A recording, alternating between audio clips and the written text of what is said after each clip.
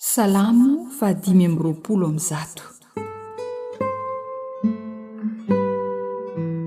Ny fiarovana mahafinaritra hitan'izay matoky an'Andriamanitra. Izay matoky an' Jehovah dia tahaka ny tendrombohitra ziona, izay tsy mihetsika fa mitoetra mandrakizay, tahaka ny tendrombohitra manodidina an'i Jerosalema no anodidina an'i Jehovah ny olony hatramin'izao ka ho mandrakizay. Fa tsy hitoetra eo amin'ny anjarany marina ny te-hipanjakan'ny ratsy fanahy, fa andrao ny marina aninjitra ny tanany anendry ny zava-dratsy. Jehovah manaova soa amin'ny tsara sy ny mahitsy fo, fa izay mivily amin'ny sakeli-dalana mivilivily dia horoahan' Jehovah miaraka amin'ny mpanao ratsy anie.